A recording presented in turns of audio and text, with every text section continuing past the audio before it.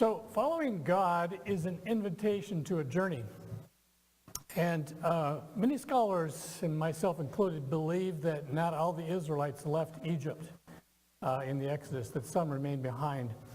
And it makes perfect sense to me, because there are many people that are terrified of the prospect of launching out into a new journey. And even people that are in very desperate situations. You see people that are in very abusive situations, that are in situations, and you look at them and you say, why do you stay there? Why do you stay at that job? Those people are so abusive to you. Why do you keep those people as your friends? They're so negative and so detrimental to your life.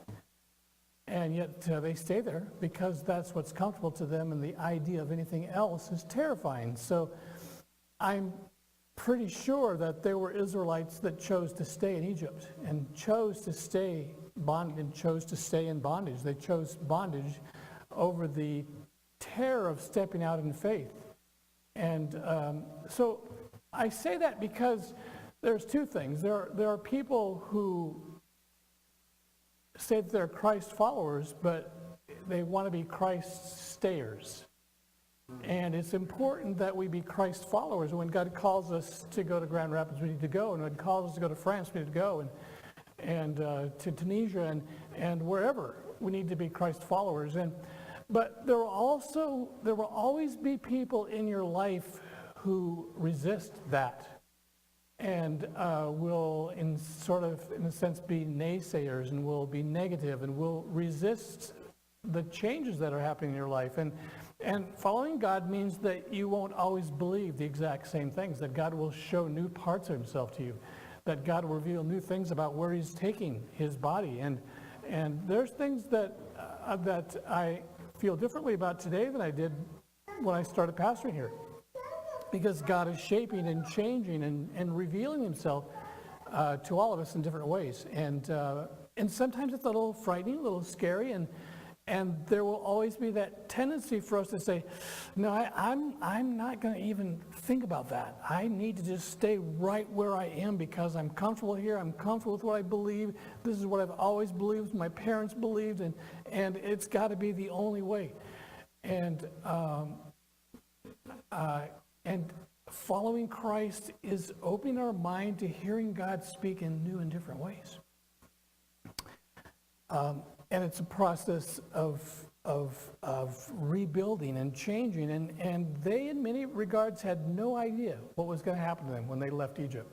There was no motel down the road that they were looking forward to, or hotel, or friends that they knew of. They were heading out into the wilderness. And so it was a huge step of faith. And in spite of the fact that they were leaving an abusive situation, it was still, it could have gotten really bad. And in some instances, there will be occasions where it does. So we come to we're still in Exodus. We're coming back to this next principle for living. And the next principle of living is don't bear false witness against your neighbor. And this is not a statement about telling the truth. This is a legal term. This is a courtroom statement. This is a statement about you doing something in a courtroom that bears false witness. One day Peter was in charge of the pearly gates, and he was standing there, and as he was standing there, he saw two politicians walking up to the gates. And he got this kind of confused look on his face, and he ran back inside, and he said, God, there's a couple of politicians at the gate. And God said, Peter, you can't be judgmental. We have to let everyone in who's entitled to come in. You need to go welcome them in. So Peter left, and a few minutes Peter came running back in, and he said, they're gone. And God said, you mean the politicians? And he goes, no, the pearly gates.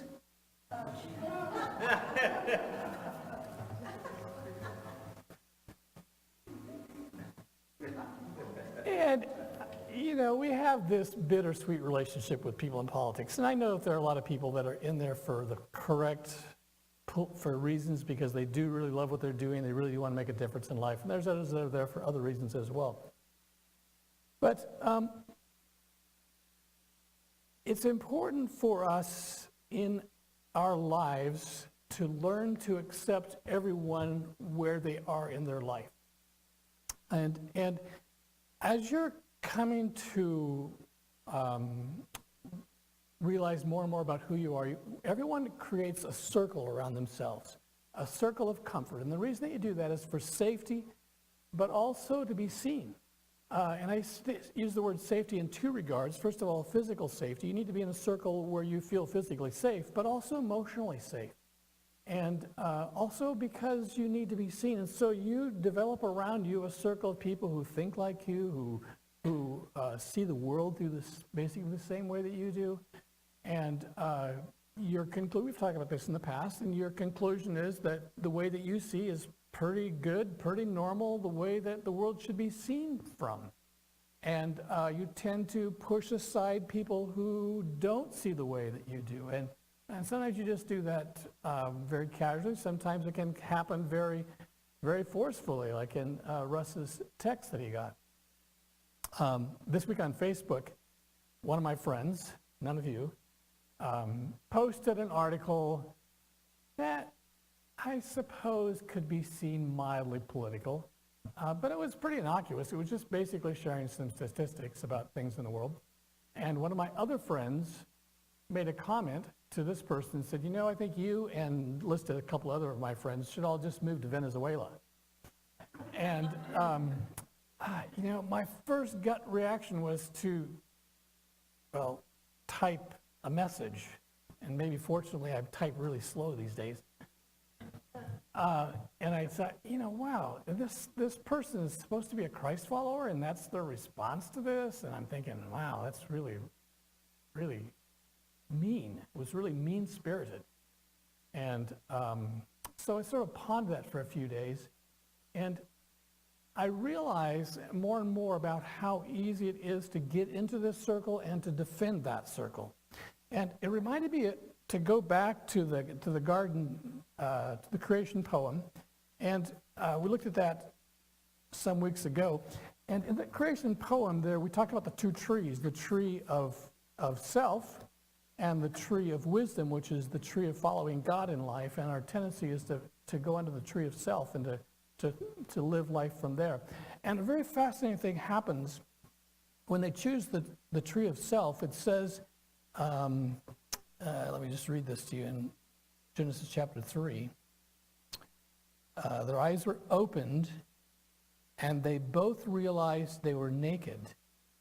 So they sewed fig leaves together and made coverings for themselves. So for the first time, they experienced shame. And shame is a natural response to creating a circle and fearing that other people might not be in your circle. Shame is the response when you create the circle and you're terrified to move out of that circle. And what's sort of fascinating, and Gene and I were talking about this, if you're going to make clothes, why would you choose fig leaves of all things? And so even in trying to cover their shames, they don't do it well.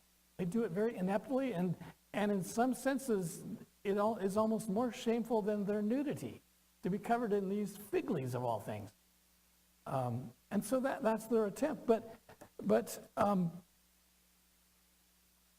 when we seek to move through life from under the tree of self, and we seek to create that circle, what ends up happening is we become very egocentric. We become very self-oriented, we become very self-centered, we become very closed to other ideas, we become very protective, and we project a sense of confidence, a sense of that we're right, but we don't really feel that way. And I'm sure that you know as well as I do that people that often seem the most arrogant are often the most, have the low self-esteem. And the sense of arrogance that they project is sort of covering themselves with the fig leaves. And it doesn't really accomplish what they want it to. In fact, their shame is more revealed because they become objectionable to other people that they want to project confidence to and project a sense of superiority. In fact, they project the opposite of that. So when you're in that sense where you're creating your own circle and where you're trying to decide who's going to be in your circle and who's not, you become very defensive, you become very reactionary, and it becomes very, very difficult for you to see life from other people's perspective. But Jesus chooses another way. And I've mentioned this earlier, that all of these principles have to be filtered through the life of Christ, that Christ filters them. And Christ made a statement. He said that all of these principles can be summed up in two things: loving God and loving people. And he told a great parable that sort of illustrates this particular aspect. How do I relate to my neighbor? And how do I live in community with my neighbor? And before I tell the story, you know, in some senses, this is another principle that seems kind of ridiculous, because here they are in the middle of nowhere. Nobody really has anything to speak of. And so what are you going to go to court and discuss? So it's not really about possessions, but it's really about relationships. How are you going to live with your neighbor when he does not respond to you the way that you think that he should? When he creates a circle that seems to be invading your circle, or when he creates platforms or political statements or theological statements that you disagree with, how will you respond to that? And Jesus said two things: love God and love people. And he told the story of the Good Samaritan. And when someone asked him, he said, "Who's my neighbor?" Someone said, "Who's my neighbor?" And Jesus told the story of the Good Samaritan. And you're all familiar with the story about a traveler who was coming from Jericho up to Jerusalem and gets beat up by some thugs and robbed and nearly dead.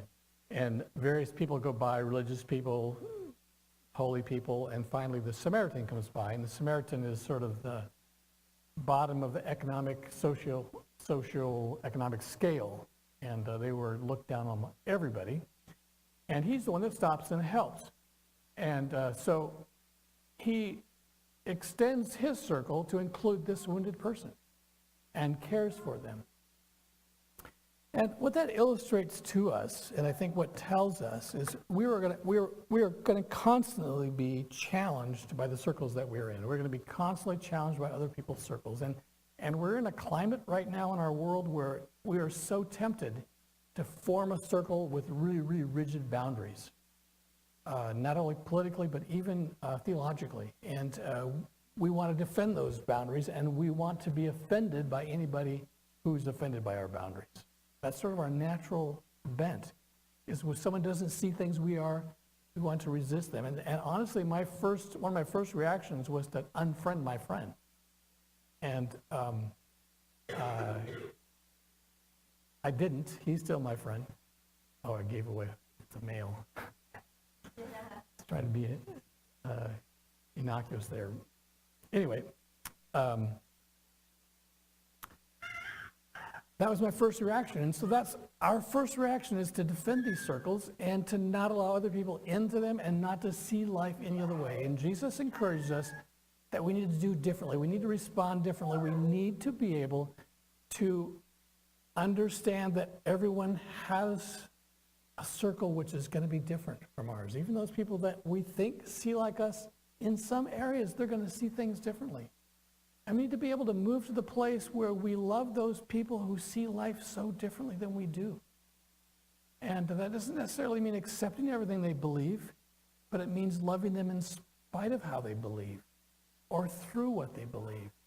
And I think that we do that by realizing, first of all, that none of our circles are perfect.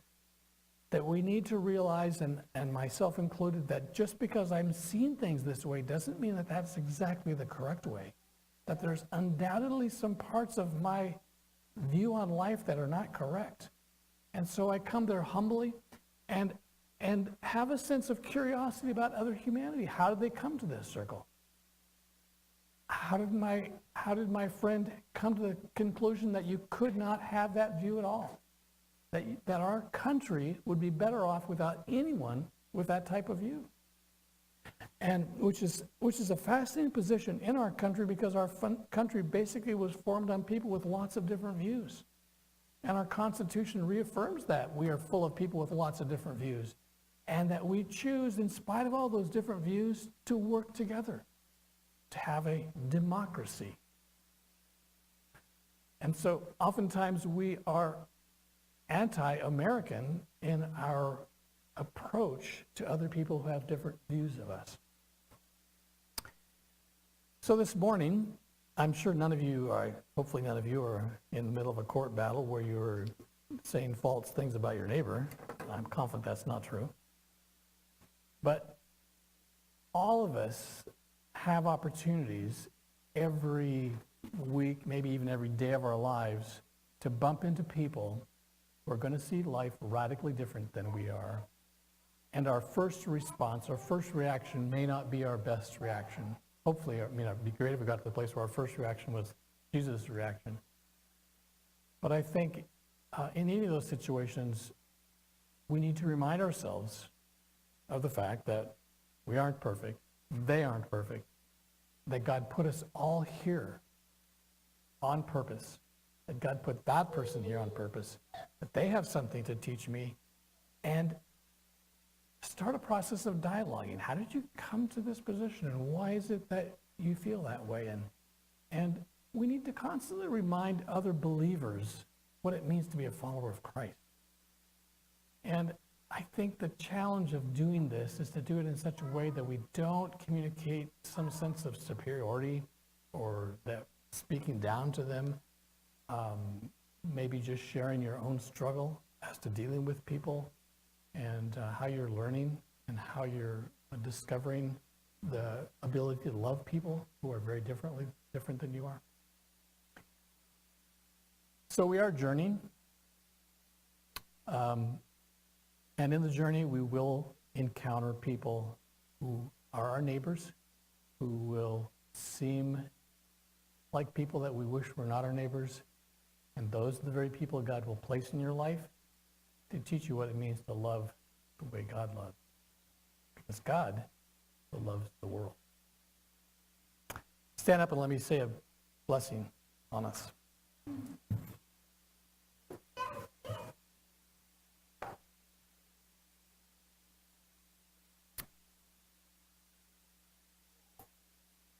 May the God of Moses and Israel control our minds and our lips and maybe our typing fingers in such a way to communicate the love and acceptance of Christ. Help us to be like Samaritans. Help us to be like Jesus. Amen.